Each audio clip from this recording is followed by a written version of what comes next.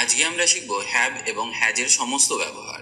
ইংরেজি বলতে গেলে কিংবা লিখতে গেলে হ্যাভ হ্যাজকে ব্যবহার করতেই হবে। অনেকেই এদের ব্যবহার সঠিকভাবে করতে পারেন না। আশা করি আজকের পর এদের ব্যবহার করতে আর ভুল হবে না। তাহলে চলুন শুরু করা যাক। হ্যাভ এবং হ্যাজকে সাধারণত দুভাবে ব্যবহার করা হয়। এক, কোনো কিছু আছে অর্থে, এবং অ্যাজ এ হেল্পিং ভার্ব মানে সাহায্যকারী ভার্ব হিসাবেও হ্যাভ হ্যাজকে ব্যবহার করা হয়। হ্যাভকে ব্যবহার করা হয় আই, ইউ, উই, দে। তাহলে আপনাকে মনে রাখতে হবে হ্যাভকে ব্যবহার করা হয় আই, ইউ, উই এবং দে এর সাথে। For example, I have a book. I have a book, আমার একটি বই আছে। আবার you have a book. You have a book, তোমার একটি বই আছে। তাহলে প্রথমে আমরা আই এর সাথে হ্যাভকে ব্যবহার করলাম, তারপরের উদাহরণে ইউ এর সাথে হ্যাভকে ব্যবহার করলাম। We have a book. We have a book, আমাদের একটি বই আছে। They have a book. They have a বুক, তাদের একটি বই আছে। আবার উই হলো first person but plural number, কিন্তু দে হলো থার্ড পারসন প্লুরাল নাম্বার। তাহলে আমরা এখানে শিখলাম আই, ইউ, উই এবং দে এর সাথে হ্যাভকে ব্যবহার করব। একটু আগেই আমরা শিখেছি কোনো কিছু আছে অর্থে হ্যাভ এবং হ্যাজকে ব্যবহার করা হয়।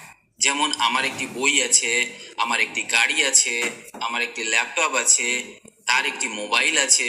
এরকম আছে অর্থে বোঝালে আমরা হ্যাভ এবং হ্যাজকে ব্যবহার করতে পারি। এবার চলুন শেখা যাক হ্যাজের ব্যবহার। হ্যাজকে ব্যবহার করা হয় হি, সি, ইট এবং যে কোনো নামের সাথে।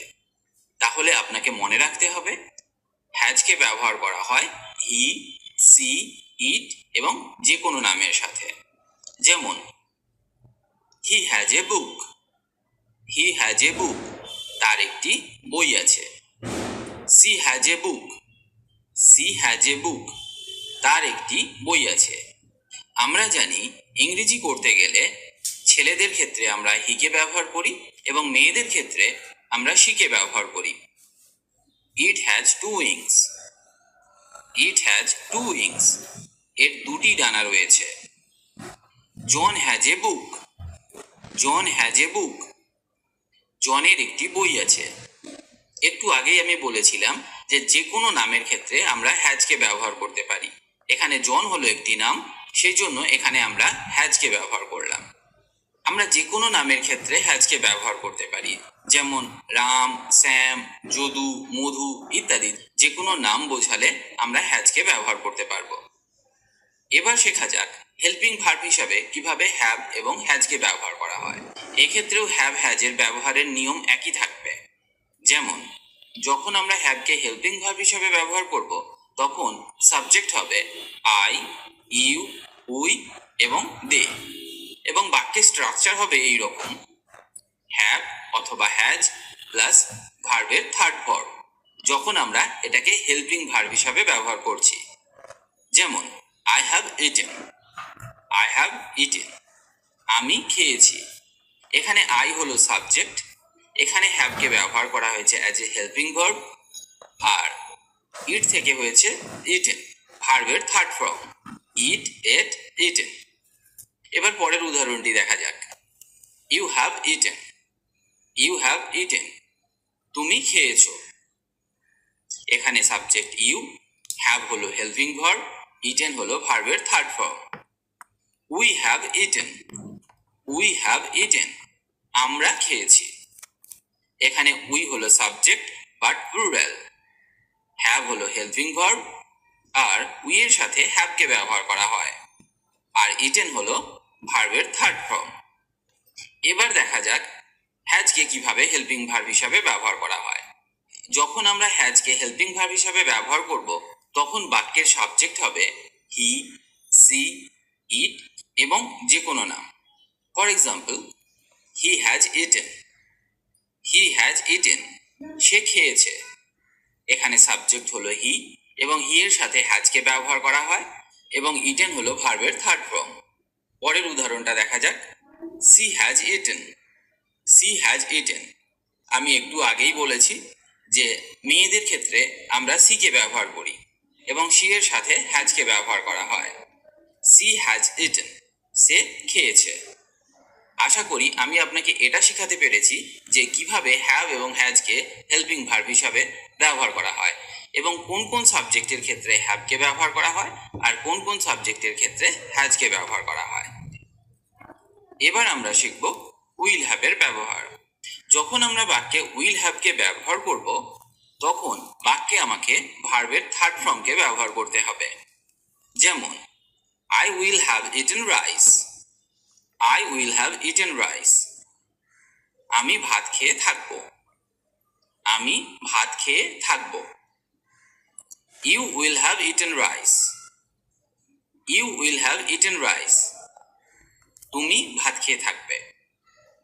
এক্ষেত্রে আপনাকে একটা জিনিস মনে রাখতে হবে, উইল হ্যাভকে ব্যবহার করা হয় সমস্ত সাবজেক্টের সাথে, যেমন I, you, we, they, he, she, it এবং যে কোনো নামের সাথে।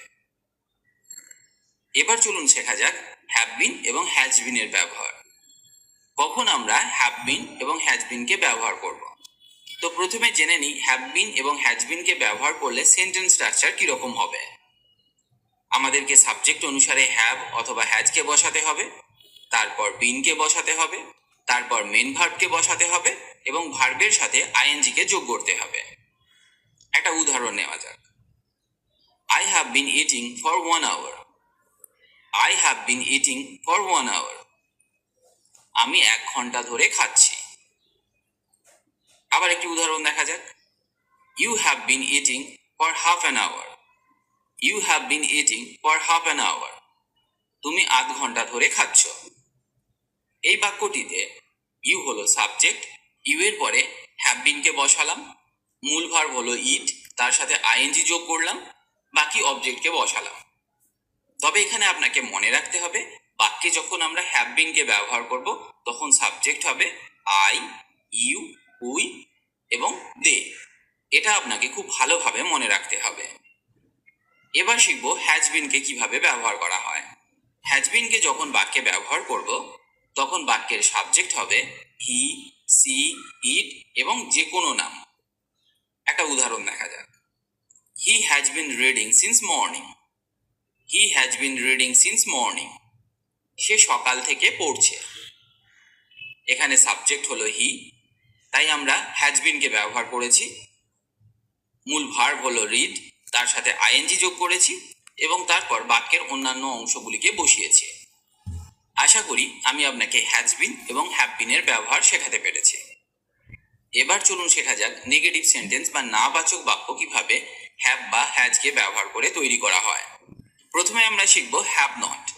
তো হ্যাভ নট যখন বাক্যে ব্যবহার করব তখন আপনাকে একটা জিনিস মাথায় রাখতে হবে যে বাক্যের সাবজেক্ট এখানেও হবে আই, ইউ, উই এবং দে।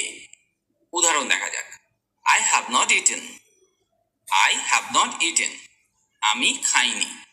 শুধুমাত্র বাক্যে হ্যাভের পরে নট বসিয়ে আমরা এটাকে নেগেটিভ সেন্টেন্স তৈরি করলাম। আই হ্যাভ নট ইটেন, আমি খাইনি। আরেকটা উদাহরণ দেখা যাক। You have not eaten. You have not eaten, তুমি খাওনি।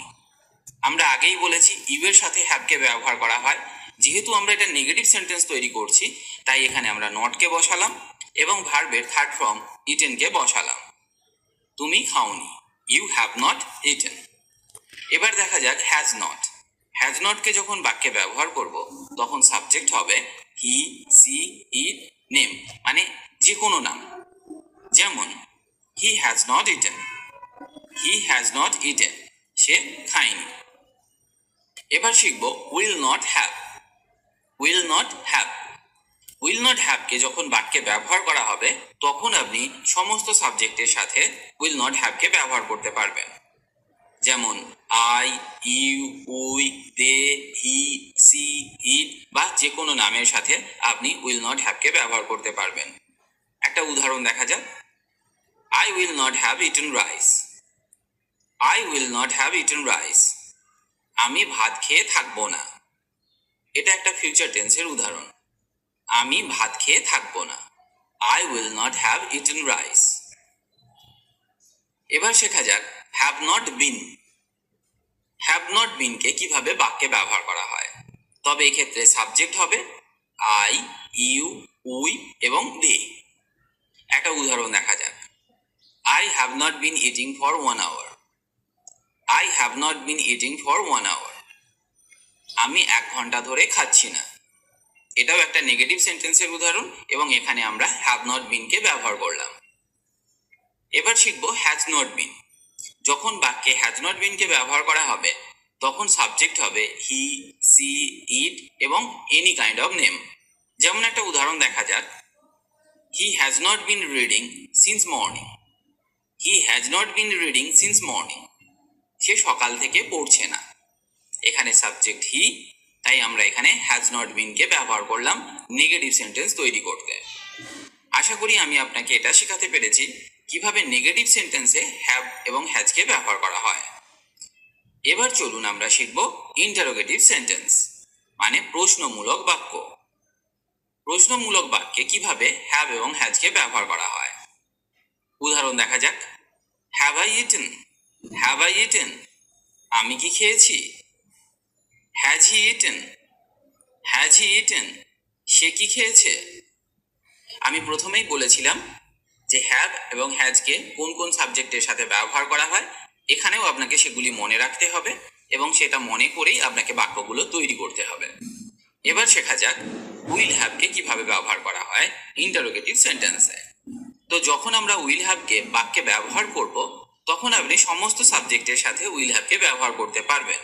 যেমন I, you, we, they, he, she, it এবং যে কোনো নামের সাথে। একটা উদাহরণ দেখা যাক। Will I have eaten rice? Will I have eaten rice? আমি কি ভাত খেয়ে থাকবো? প্রথমে এখানে সেন্টেন্স স্ট্রাকচারটা হলো এইরকম। প্রথমে আমরা উইলকে ব্যবহার করলাম, তারপর সাবজেক্টকে বসালাম এবং তারপর সাবজেক্ট অনুসারে হ্যাভকে বসালাম এবং মূল ভার্বের থার্ড ফর্মকে বসালাম। এবার শিখব হ্যাভ বিন এবং হ্যাজ বিনকে কিভাবে ইন্টারোগেটিভ সেন্টেন্সে ব্যবহার করা হয়। Have I been eating rice for 1 hour? Have I been eating rice for 1 hour? আমি কি 1 ঘন্টা ধরে ভাত খাচ্ছি? আমি কি 1 ঘন্টা ধরে ভাত খাচ্ছি? Have I been eating rice for 1 hour? পরের উদাহরণটা দেখা যাক। Has he been eating rice for 1 hour? Has he been eating rice for 1 hour? সে কি 1 ঘন্টা ধরে ভাত খাচ্ছে?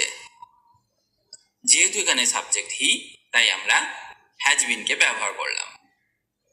আশা করি আমি আপনাকে হ্যাজ এবং হ্যাভ এর সমস্ত রকম ব্যবহার শেখাতে পেরেছি। আশা করি আজকের পর আপনি আর এদেরকে ব্যবহার করতে ভুল করবেন না। আজ এখানেই ভিডিওটি শেষ করলাম। ভিডিওটি যদি আপনার ভালো লাগে তাহলে অবশ্যই লাইক বা কমেন্ট করে জানান, আর পারলে বন্ধুদের সাথে ভিডিওটি শেয়ার করুন। ইংরেজি শিখতে হলে আপনাকে নিয়মিত অভ্যাস করতে হবে আর নতুন নতুন বাক্য শিখতে হবে, না হলে ইংরেজি বলা সম্ভব নয়। কারণ অভ্যাসই হলো সাফল্যের চাবিকাঠি। তাই রোজ নিয়ম করে অভ্যাস করুন। ভালো থাকুন আর আমার সাথে ইংরেজি শিখতে থাকুন। আশা করি আপনাদের কাছে আমাদের এই ভিডিওটা ভালো লাগছে। যদি ভালো লেগে থাকে তাহলে হাসান্তা27 অথবা SHA27 27কে সাবস্ক্রাইব করে সাথেই থাকুন। নেক্সট টিউটোরিয়াল পাওয়ার আগ পর্যন্ত সুস্থ থাকুন, শান্ত থাকুন, ভালো থাকুন। Stay cool, stay happy, stay health. That's all about me. For the time being, thanks for having patience all about the world of human body.